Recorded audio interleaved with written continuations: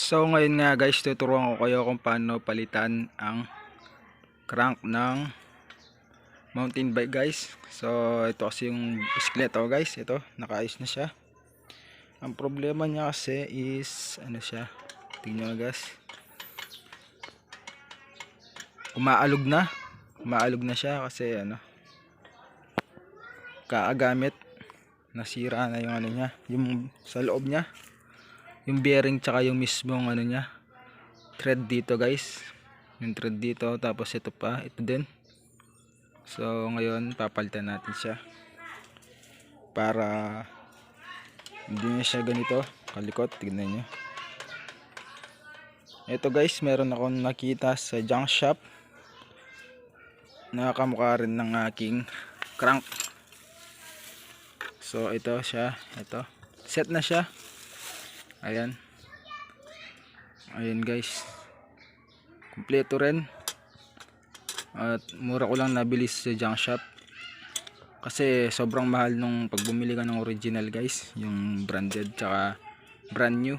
So naganap na lang ako sa junk shop para magamit ko siya ulit yung bisikleta ko. Ayan guys, so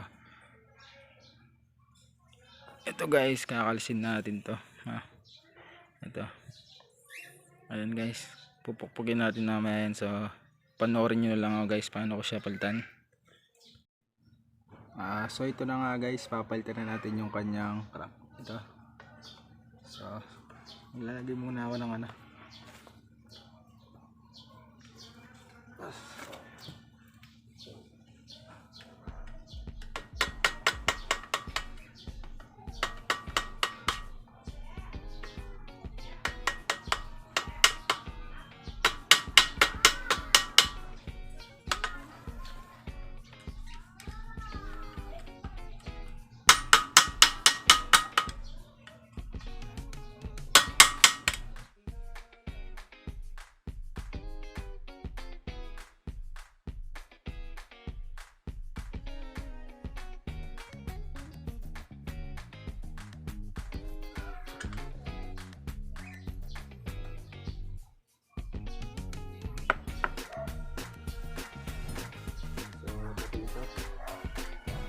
natin yan para mahugot siya. So ipapahiga natin siya para mahugot ko yung dito.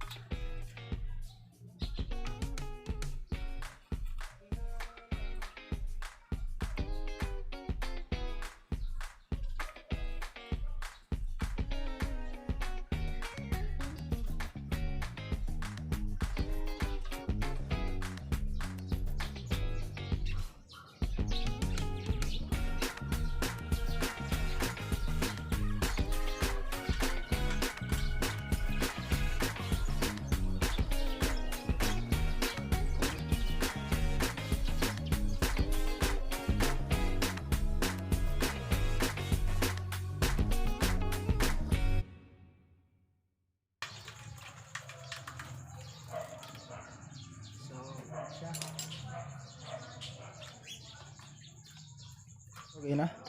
Ito. Naiikot ko na siya ng maayos at hindi na siya magalaw guys. Tulad nung dati. So pwede na siya guys. Lalagyan ko na lang siya ng ano niyan.